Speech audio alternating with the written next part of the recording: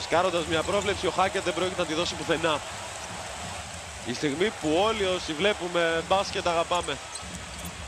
Χάκετ με την προσποίηση για το Ματς. 84-81 με υπογραφή Daniel Χάκετ.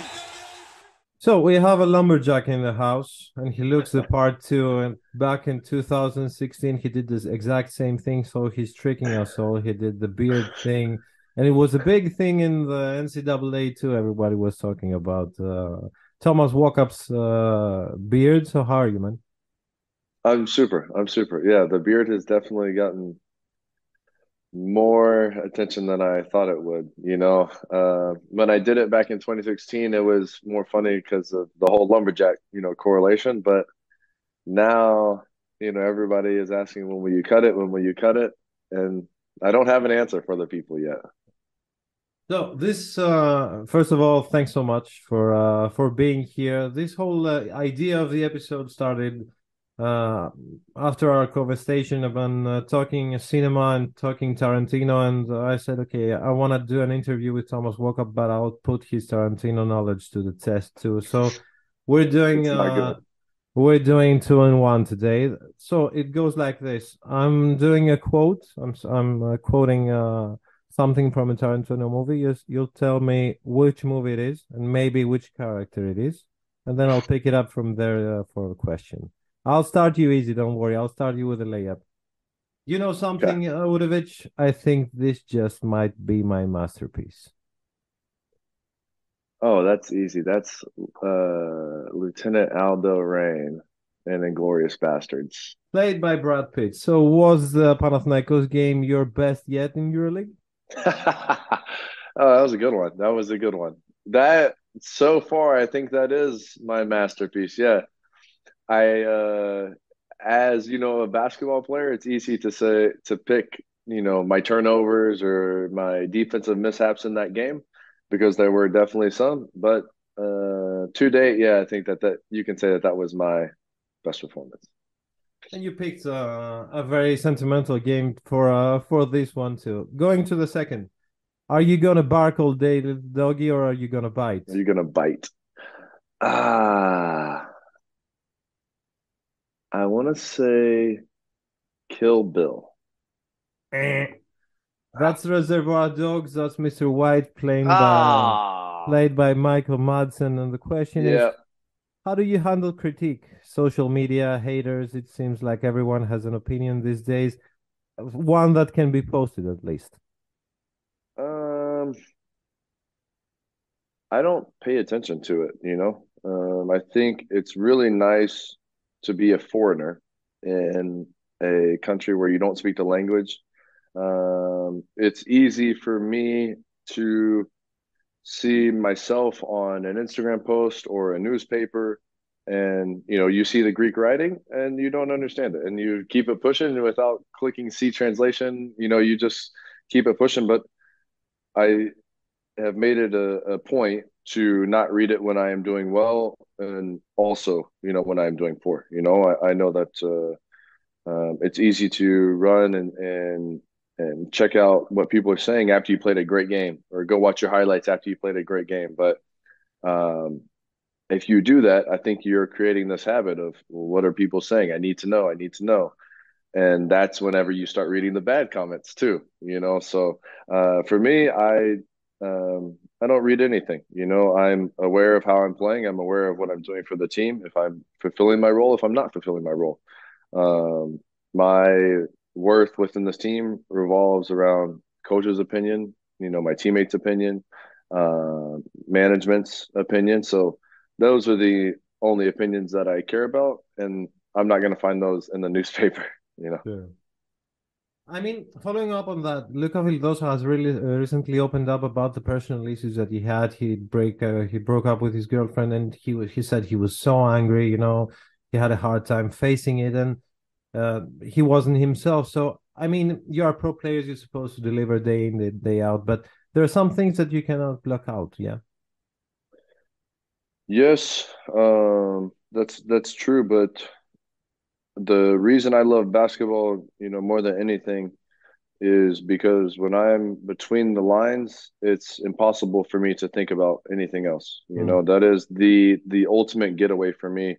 And it doesn't matter if I'm the happiest guy in the world, the saddest guy in the world, if I'm upset about something, if I had a fight, it doesn't matter. As soon as I step between those lines, it's just basketball, and it's extremely natural. It's not like I'm have to switch into a mode. It's just whenever I get in there, it's the whole entire rest of the world goes away, you know, and for that reason, I think that's why the love of basketball has captured me so much. So next quote comes in a car conversation. You know how they call a double whopper in Europe? Royale with cheese. Yeah, with cheese. That's Pulp Fiction. That's what's it? John Travolta. That's actually, yeah, John Travolta talking to I guess they Samuel both Jackson. say it. Jules and yeah, both of them say it. Yeah. Sure. So, what were the biggest differences that you had to cope since you started playing abroad? What are the things that you still bug you live in Europe, and what are the things you love? The things that I love, the number one thing that I love, and I think it's most specifically to Greece, is the strength of the culture. You know, the Greeks really stand by their traditions, really stand by their culture. You know, it's a famous place, but it's not like it's this huge place, you know, and you can tell that the people here do band together. That, you know, you hold on to like Sunday lunches, you know, at the family's house. You hold on to the language, the food, you know, traditional foods are still eaten, and all sorts of traditions are just kept on and kept on and kept on. And for me, experiencing a different culture and diving into a different culture for me has been wonderful. I love this. You know, it's very fun to me. Some difficulties. I don't know if I've had so many difficulties except for being away from family and friends. It's not so much being away from the States, you know, that I miss. But I miss being away from my friends and family, only seeing them a few times per year. Getting the check is a lot slower here, that's for sure. You know, when you go to pay, they won't rush you out. But now it's kind of flipped, that when I go home, I feel like the waiter is bugging me when they come and they say, "Do you need the check? Do you need the check? Do you need the check?" And I'm like, "Come on, leave me alone. You're not supposed to be asking that." So I think that bothered me at first, but now I've flipped on that.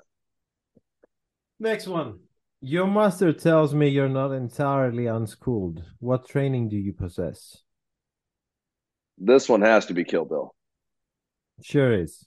Pai Mei, who is talking to the bride.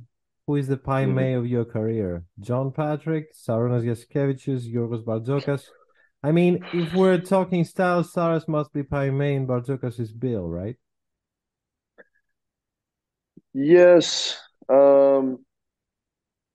I think I've really learned a lot from every single coach that I've played for, and I'm thankful for each coach in different ways. You know, I think if I would have played for maybe Coach Bαρτζώκας my first year over here, I would have been spit up and chewed out, and you know, on to the next team. But because John Patrick was my first coach and kind of let me wet my feet a little bit, you know, he had an American style, and it was kind of the perfect transition for me.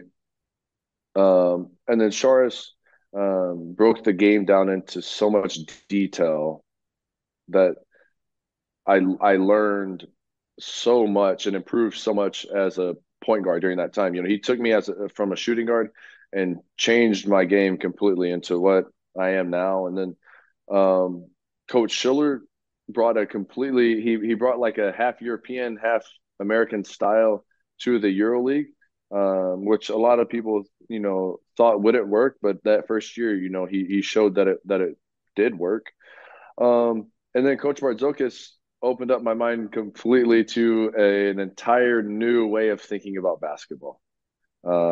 Meaning? After playing for Charis, it was so detail oriented that I thought every possession had to be broken down you had to find the exact mismatch, and this is how basketball needs to be played. But Coach Bardzokas is into free flowing and movement and speed and letting the ball find the mismatch. And it was so eye opening how much more in rhythm we play and you feel. And even if you're not making the shot, just touching the ball and making the extra pass, getting involved so that you're in rhythm whenever it is your time to shoot. So it was getting here thinking it has to be played one certain way, and then being convinced that actually the entire complete opposite way of basketball actually works as well.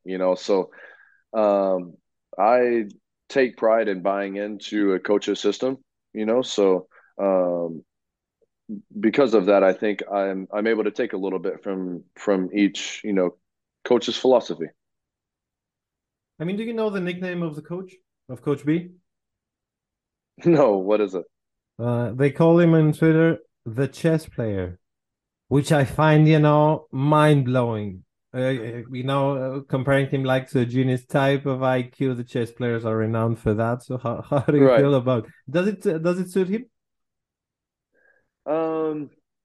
I think it does because of his philosophy. I think maybe it doesn't suit him because chess players are so zoomed in on one specific thing, and it's like very in the moment, the decision. I think more the genius in him is the philosophy, and that's what you can bank on night in and night out. And I think that's why since I've been here, we have gotten better and better and better throughout the year because we get better and better and better at his philosophy. It's not like he's just throwing a trick into one game or we just schemed one game super well and that's why we won. No, it's his philosophy that works. I mean, this kind of philosophy like transfers the thing to the team. You have to figure it out sometimes. It doesn't come with a solution each given play. You do that and it works. It makes the team have a collective conscience, I think. Do you agree? Yes, I do. I think another one of his talents is building a good roster, and I think that he built this roster to match that. And this roster has been the perfect mix of guys with super talent, guys with a little bit of IQ, and we figure things out, on the fly a little bit. And then, the system starts rolling, you see it start working. So yes, and long, I agree. So let's go to the hard ones. Keeping you at a disadvantage is an advantage I tend to keep. What could it be? I don't even have a guess for you. Okay, that's John the Hangman Ruth from The Hateful Eight, played by Kurt Russell. And the question reads, what traits make a lockdown defender such as yourself?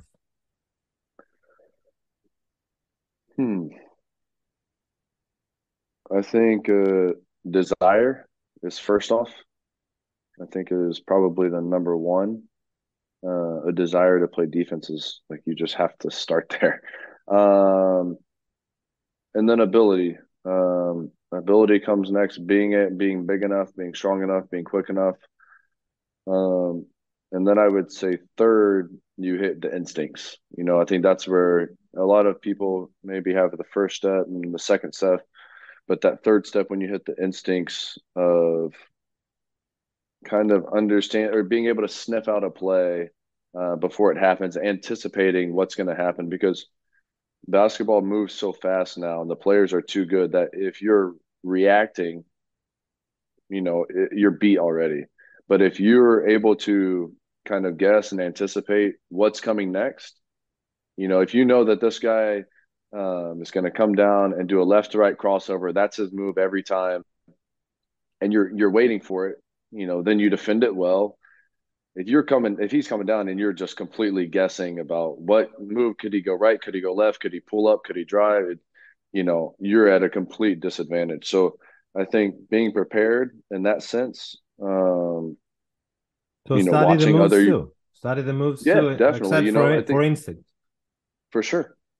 You know, and I think most basketball players would agree that as a player, you can't really turn off your mind. Like if you see Nando De Colo, in scout, it's he's going right, he's going right, he's going right, and then you watch, a game as at home. I'm sitting here watching Asvel play, and I see him go right. My mind is thinking, nah, don't let him go right. Like you can't turn that part of your brain off, and that's how I watch games. It's yes, I find it very entertaining because I'm a fan of basketball, but also I'm watching it as like, okay, what's this guy do? What's his moves? What are his, how he plays, his tendencies, all that stuff. So I think all of this stuff goes into creating the instincts of a defensive player.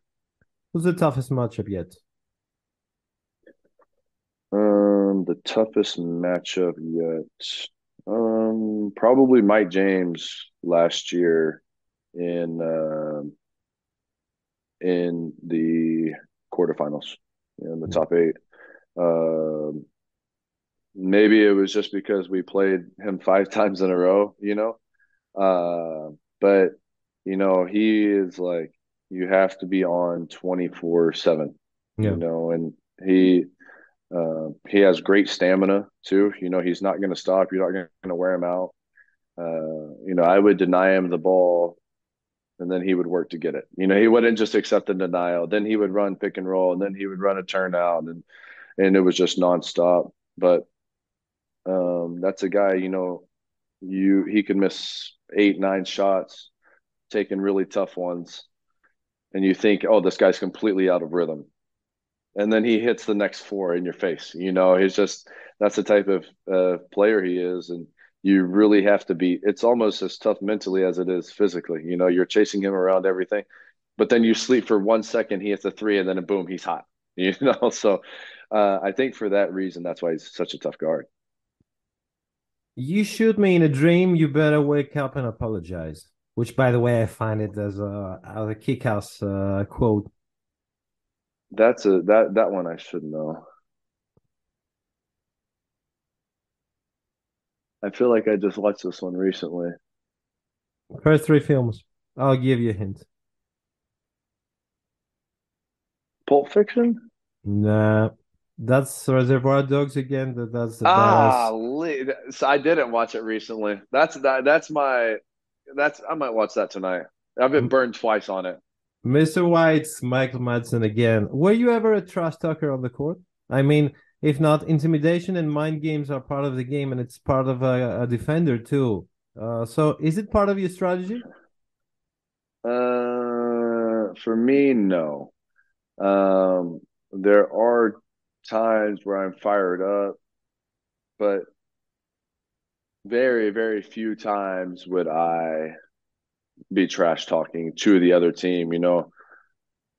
I'm sure that I say things that piss other guys off, but most of the time I would be, speaking to my own teammates or excited for my own teammates, or, if Shaquille McKissick goes and dunks on somebody, I'm going to yell and I'm going to scream, but I'm not trash talking saying, you got dunked on or nothing, but I bet that probably doesn't make the guy that got dunked on too happy. Yeah. So, but that's like an indirect type. That's not true. Yeah, exactly. But I think that that comes with like its own fire, and I think that's extremely necessary on the court. You can tell when like a group of guys are close, like off the court by how they interact and talk on the court. So, yeah, I think that's more of where my trash talking, comes into play. So there was a Spanish commentator that did the derby back in Spain, and he went bananas on your performance, really. And he kept yelling, "Give me 10 walk-ups. When cloning starts, we should start from him." But the tricky question is, would 10 walk-ups win EuroLeague? The 10 walk-ups win EuroLeague. No. Why not? Not enough size. I would say not enough size, and not enough shooting. Shooting. They would have fun out on the court. They would be moving the basketball. They'd be having a good time. They'd be driving it, kicking it. They'd create open shots. I mean, he's doing the mental thing. I got to tell you, folks, he's dreaming of it mentally right now because it's a podcast and it's all the only. But he likes the idea of 10 copies of himself. He explores the possibilities. I'm playing through it in my mind, and I mean, growing up, I wanted to have a team of all of my brothers playing on the same team. Right. Never made it happen, but after I'm done playing, and we'll play in like a church league or a men's league, somewhere, and I think will be the closest that we get to it. So we're going back to the easy quotes. I tortured you a bit. Dogs have personality. Personality goes a long way.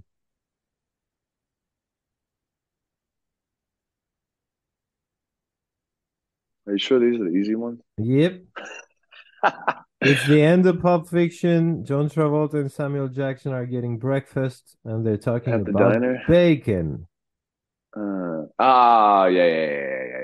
You got it? Yeah. So, that was I know easy. some stories about that. Was easy. Talking about personality. There's a lady working in the gate of Seth just after the fountain, and you got coffee for her cold morning. And I also know that when you agreed to join Olympiacos, you arrived there. You arrived in Greece several days earlier, find a place, get accustomed, just as you stayed in Greece last year for some time when the season ended. So you're spending time with Greek friends. I don't know where you get Greek friends. So what I'm trying to say is it's evident that you are bonding to the place you work with, not just work here. Definitely. I mean, I could walk up and down the street and find Greek friends. You guys are so warm and friendly. You could make, like, to be honest, my very first friend I made here, I was walking down the street and he said, Thomas, coming for a coffee. And I went in for a coffee, and now You really did that? Yeah. And I'm so happy I did, because that's my Greek friend group now, Shout out Jimmy's coffee shop, Kolonaki. So we're not cagey. Who's this guy and why is he talking to me? And you're open like that. Yeah. And okay, it was 25 degrees outside. The sun was out. I said, yeah, why not? Let's sit here, have a coffee. We talked, we chatted. He is an Olympiacos, guy. And we sat there, we talked for a while. And then every time I went to the city, I stopped there, had coffee. And then he brought his friends, and then we went to dinner. And then, it grows like that. So, but I'm very thankful for this, because sometimes it's nice to turn off the basket. If I go, to practice in the morning, I'm around the basketball guys and we're talking about basketball, and then I leave and we grab a coffee, and then I come home for a couple hours, and then to dinner we're still talking about basketball and what happened in EuroLeague. You have to plug out.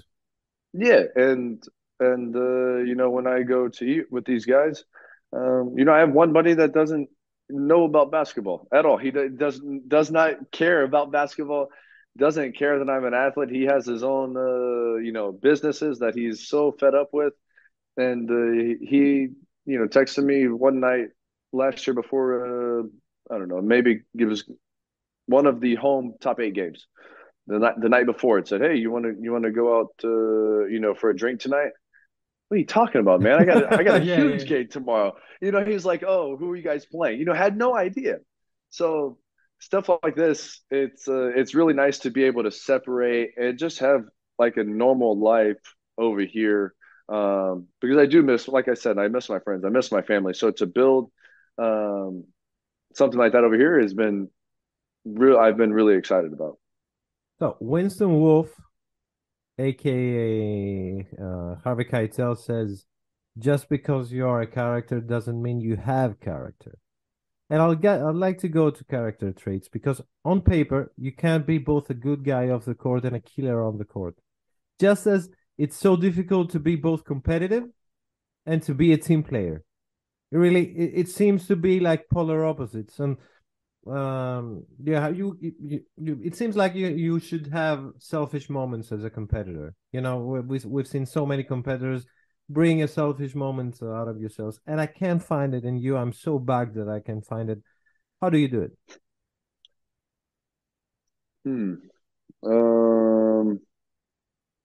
I mean, I can honestly say I'm driven by winning.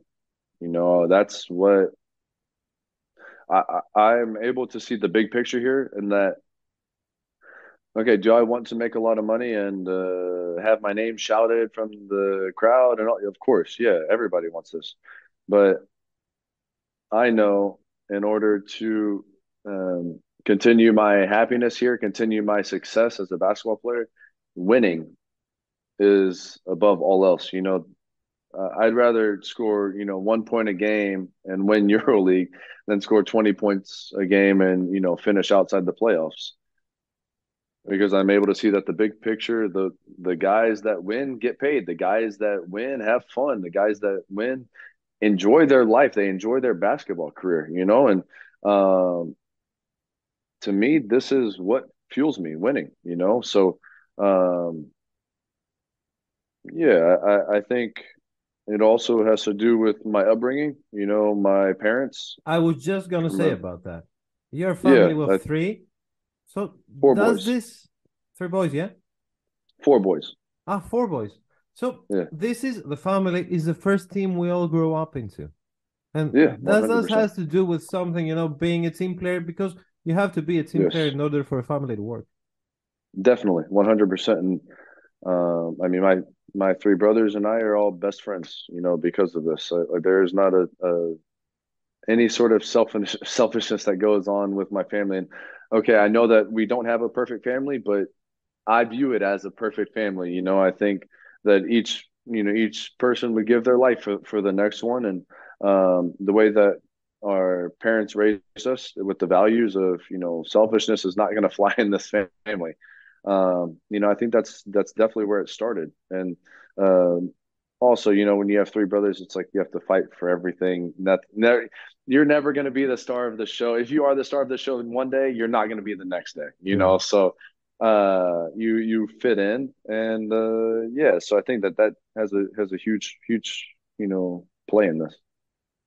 So next one, I'll try not to do the voice, but not too hard. This is what you get for fucking around with Yakuzas. Go home to your mother.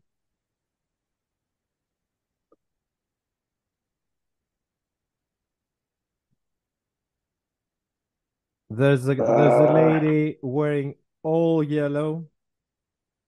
It's got to be Kill Bill. Come on, this is Yep, that's Uma Thurman facing up with the crazy 88 in the restaurant. The last one of that so-called samurai's stuff turns out to be a teenage boy, which sword is cut down in 2.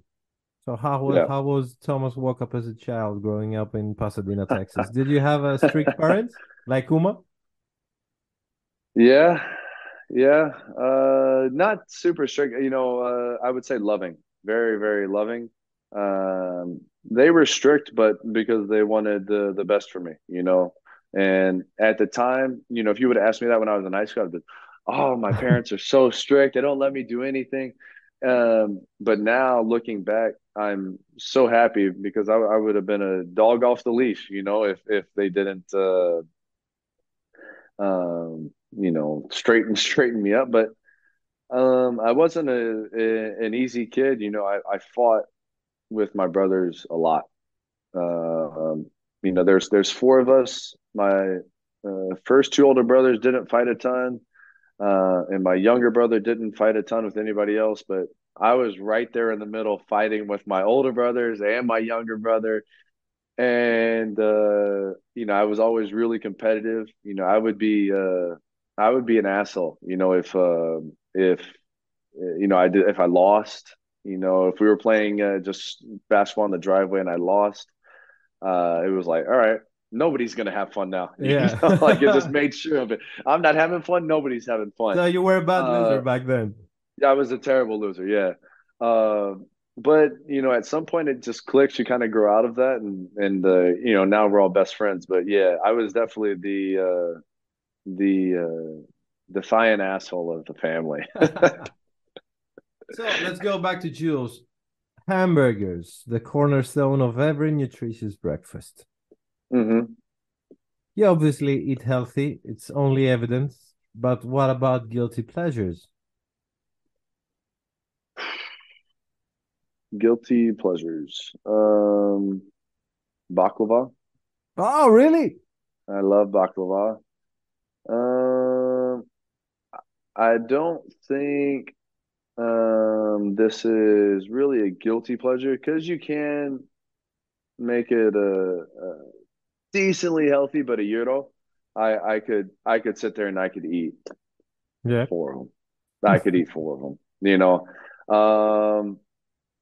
the cheeseburger from Birdman, since we're going to talk about burgers, Right. Haven't is tasted it. unbelievable. It's unbelievable. It's unbelievable. Um, yeah, and maybe a glass of Johnny Walker Blue every once in a while. So we're going. You just answered my next one. There's a special rung in hell for those who waste good scotch. Oh, I know that one. I know that one. Inglorious Bastards. So that was Lieutenant Archie Hickerson, played by Michael Fassbender. So Johnny Walker Blue is your drink. Same. You got this. You got this. 2 on a roll. I know this is a silly question before I ask it, but can you Americans speak any other language besides English? Okay. Same scene. Same scene. Same scene. That's Bridget von Hammersmark, played by Diane Kruger. After 3 years in Lithuania, 1.5 years in Greece, make a sentence in both languages. Says Diane. Kalimera. Taitala, Frodo Espresso, Sketo, Parkalo. You nailed it. You nailed this one, and you cannot nail the Lithuanian thing. You can say Lithuanian. whatever. Will not understand it anyway, but I'll put it up with my Lithuanian friends. To my Lithuanian friends, I would just say labas and ačiū. Back at you. I don't know what you said. So I said hello, and thank you. My Lithuanian, not so great. All right. Let's go to some social things as we go to the last questions. The only time black folks are safe is when white folks are disarmed. What can it be? Oh, it's got to be Django. Close enough, but no, it's Hateful Eight. That's Major Marquis Warren, played by Samuel Jackson. And it actually speaks. A great character, though. Yep, that actually speaks for itself. But let's go a step further. How do you feel about gun control in America, especially coming from Texas?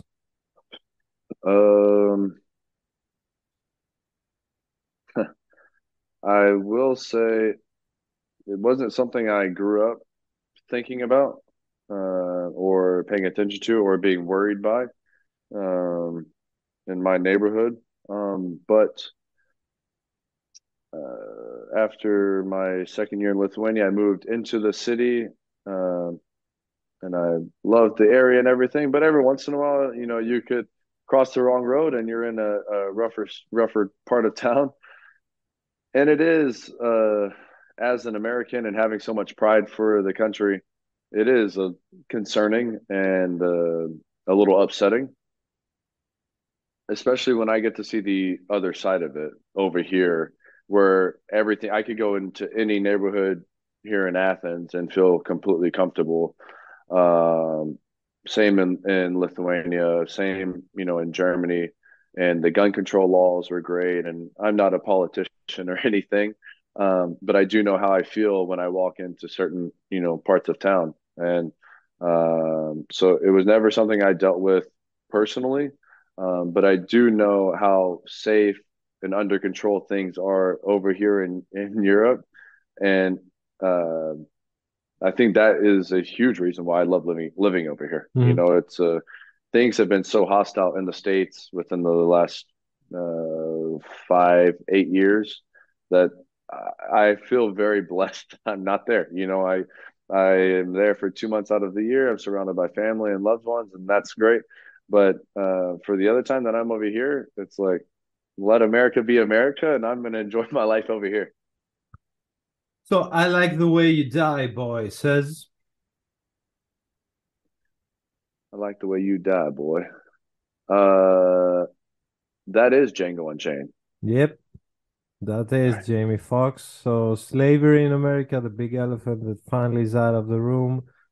What are your thoughts regarding the era of shut up and dribble, Black Lives Matter, Colin Kaepernick taking a knee? Are you into politics or just, social issues?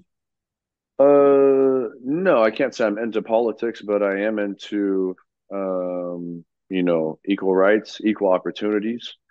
So I would be, it would be ridiculous for me to say that, in America, when, if a white person walked by and a black person walked by, there wouldn't be two different things that went through people's minds during Right. that, and I am happy, to be in a situation where I'm surrounded by, African American men that love me and have accepted me, and likewise me to them. And I am able to see, all equal, for this. I've been exposed to their culture, and I appreciate that. But I think the amount of growth that needs to continue to happen, in America is big, so hopefully in time, I think these last, since 2020, I think is whenever some growth and intelligence started to happen. So I hope that continues, because of course it's not going to happen, overnight to where it's going to be completely equal or anything. But as long as we're seeing steady growth, I think that's something to bank on. So going to the finish line, I really tried, I gotta tell you, finding a quote from the last Tarantino movie, which I hated with all my soul. I thought it was a movie just for Americans. I mean, all these Hollywood quotes and Hollywood scenery and references to things that maybe solely Americans have seen. I found that as a spectator, I found it on the verge of being insulting. Did you? I also, because a lot of the stuff was outdated for me. Yeah, we're talking about, just for the viewers, Once Upon a Time in Hollywood. So the first time I watched it, I finished the movie and I was like, okay, but yeah, me too. I don't get it. I don't get it. And then I did do some research, and there's still things that go over my head or that happen, and I think, okay, well, all right, whatever. The scene goes on, but I did do some research, dove into the whole Charles Manson thing for a while, and the movie, I'm not gonna say is one of his best ones or anything, but I rewatched it a few different times, and I don't think it's like a genius masterpiece, but I've grown to like the movie for sure. I haven't, it's one of those things that I think that once a director or a certain guy becomes too famous and he has the ability or the freedom to do whatever he likes.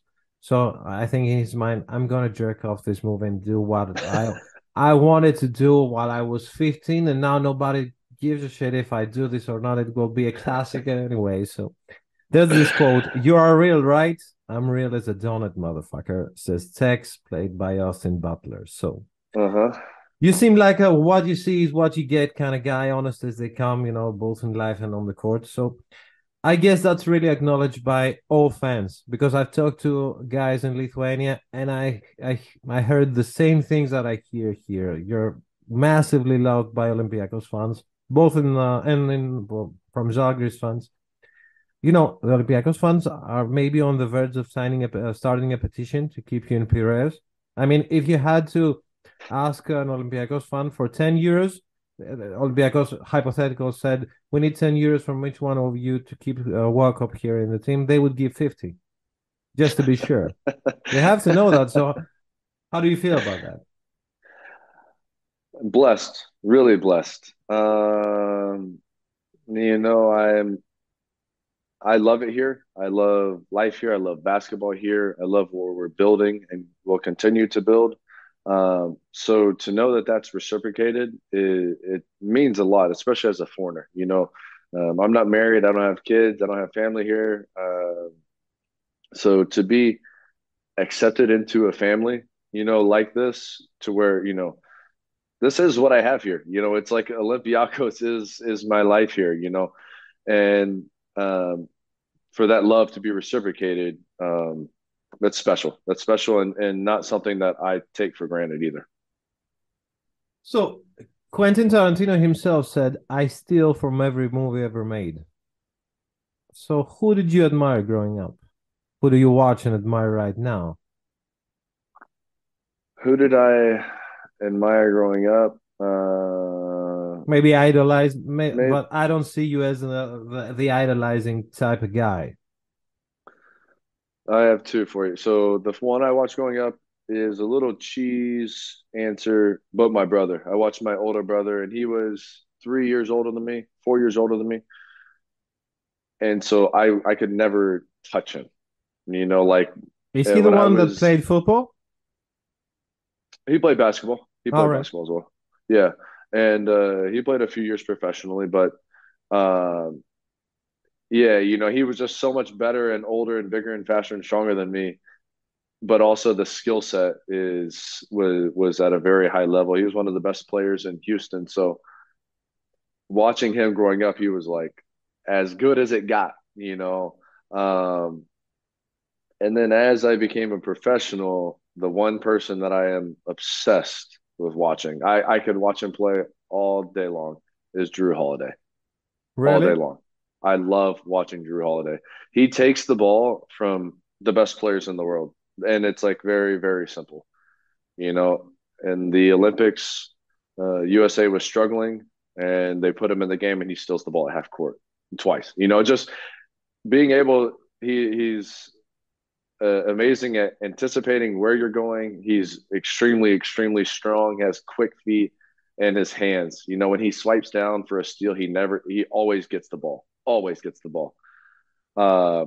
So yeah, he's definitely the one player that I could, like, I've just watched Jrue Holiday defensive highlights, you know, on YouTube before. You know, I could just watch him play defense. That's it, and I love watching him play. So now that he's in Milwaukee, or his whole career? You know, yeah. Since he was in Milwaukee, I mean, when he was in New Orleans, it's like nobody cared about him. Yeah, he was kind of like under the radar. Under the radar, yeah. And you know, in a smaller market team that wasn't, you know, making the playoffs or anything. Now, you know, I can. Watching him guard Devin Booker in the finals was unbelievable. So that's like New Orleans being Žalgiris. No offense to anyone, but and Olympiacos being the Milwaukee Bucks. That kind of you can find similarities in this story too. Yeah, I think that you're in the spotlight after all right now, and in the whole EuroLeague. Yeah, I think that's fair, but I don't want to discount the things that we did in Žalgiris either. No. We had some, you know, we had some really really good teams there. You know, I think even one year, my first year, I thought we underachieved. You know, we had a stacked team that first year. We had Grigonis, Brandon Davies, Aaron White, me, Nate Walters, Ula. I mean, we had a really, really solid team. And but yeah, I think that this comparison works. I mean, I talked to the Lithuanian guys, and they all told me, you know, they don't have naturalized players in their national team. But they told me, okay, if Tomas Walkup was going into the NT of Lithuania, I mean, 70-80% of the people, because everybody loved him, and in the locker room, the vets treated him as half Lithuanian, they would go for it. I know you already answered that, and you just said, in a biblical way, I'm American. When you were asked about the Greek NT, I'm American. So let me follow up on that. Lorenzo Brown is American too. He's an American as it gets, but he was arguably an MVP of the Eurobasket. So is it that something that's out of your minds, or maybe you can be talked into, if possible? Yeah, I mean, if it happens, it happens. I think that I wouldn't accept that from anywhere, but having a place where I love living, I love the culture. I've grown to have a connection, you know, to this place, obviously. I think something like that would make sense. So if it does happen, it happens. But yeah, I am American. So can't say goodbye without talking playoffs. It's only 20 days away, competition, team awareness. So do you think you are in the right place right now? I'm just trying to find, when watching Olympiacos last 2 months, you're always trying to find what could go wrong. And I don't know if you're in the same mentality, because everything does go well for your team, you're first in the standings and stuff, but you're always being in the mindset, okay, I need to be prepared about anything. Lucas is not in a good place right now, coming off the injury. Fall is missing some free throws. I don't know. I don't need to be, the guy that's grumpy, but what is the feeling in the team right now going into the playoffs, which are, if we remember the last year and the 5-game amazing battle against Monaco, is always a struggle. You're American. Playoffs is a different animal. Yeah. So for Slukas first, we'll say, okay, he has been in, he's been out. That's the last person I would ever worry about. I love if he does have a little bit of a struggle here or there, boom, the next day he's making a double practice in the morning and in the evening. He's getting his rhythm back. He's getting his timing back. He's getting, after sitting out for, I don't know, 3 weeks and then back and then out and then back and then out, it's difficult. It is, and yes, we're professional basketball players, but just to pick up the basketball and walk out onto the court, like the EuroLeague is way too good, to be able to do that. So that's the last person I would ever worry about. Mustafa Fall does too many good things to let a couple free throws bother him. But I think we're a very balanced team in all aspects of the game. We have a very good defense. We have a very good offense. And throughout a series, I think that balance would do great things for us. You can't just come out there and shoot 70% from 3 for 5 games and win the series. It doesn't work like that. One game we're going to shoot 10%, and maybe that's the game we win with our defense. Then the next game they prepare something for our defense, and we have a great offensive game. And you have to win games in different ways. And so, even though for sure basketball is an imperfect game and things can go wrong and things will go wrong at some point, that's basketball. But finding out different ways to win is how you survive and advance through a playoff series. So it's kind of, I don't know, prohibited maybe to say that for anyone, even to think it if you're a competitive person. I fear a team, and you're in the first place of the standing, so you fear no one, and that's only logical. But which is the team that you find your biggest rival this year? And you say you watch them and you say, okay, these guys, if left unchecked, are gonna be trouble. There's Saras's Barca, there's Monaco, there's Mάικ Τζέιμς, there's Madrid with all their size. Someone else maybe.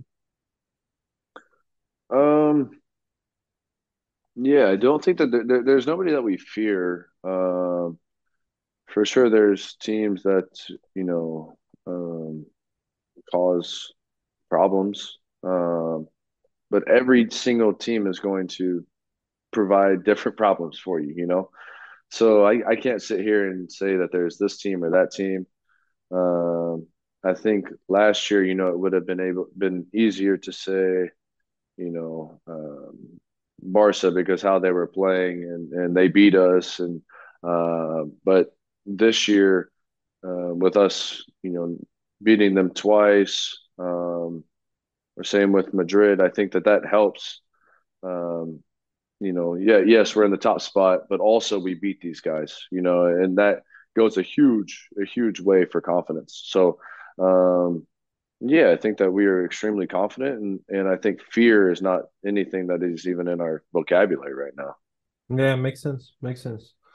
So, Thomas, thanks a lot for your time. That was the Quentin Tarantino Thomas Walkup episode. I hoped you had fun, because I sure did. I did. Next time, let's get Quentin on the call for this one.